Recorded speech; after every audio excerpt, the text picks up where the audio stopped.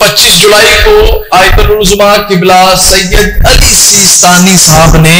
مظلوموں کے حق میں بولے ہیں اور اتنا خوب بولے ہیں کہ پوری دنیا میں اس کو سراہا گیا ہے۔ عراقی وزیر اعظم چونکہ کھٹپتلی ہے شیطان بزرگ کا، مغربی ممالک کا، مومنین کرام جو اللہ والے ہوتے ہیں نا، جو حق پرست ہوتے ہیں،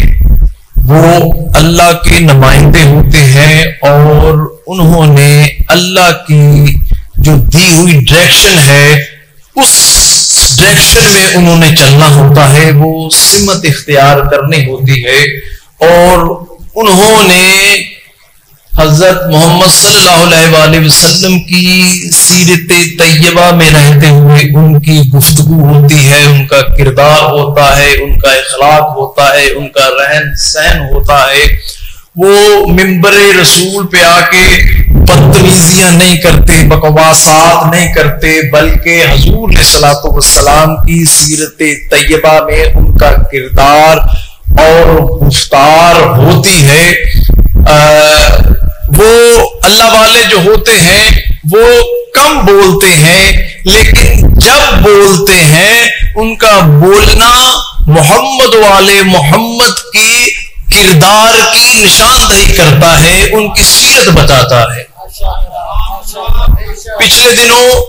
25 جولائی کو آیت العظمیٰ قبلہ سید علی سیستانی صاحب نے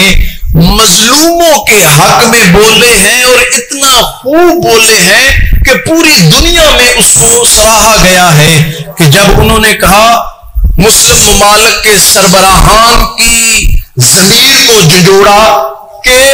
وہاں بچے، مظلوم بچے خوراک مانگ رہے ہیں، ان کے لیے خوراک نہیں ہے، ان کے لیے کھانا پینا نہیں ہے، اور تم اپنے آپ کو بڑا مسلمان سمجھتے ہو۔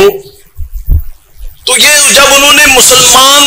ممالک کے سربراہان کو جھنجھوڑا تو وہ عراقی وزیر اعظم چونکہ کھٹپتلی ہے شیطان بزرگ کا،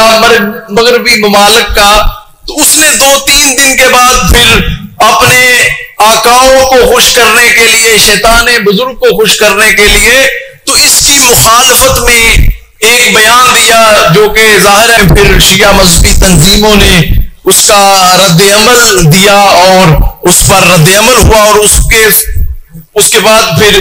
تناؤ کی کیفیت ہے، کچھ جھڑپیں ہیں، کوئی بھی ہے، لیکن ہمیں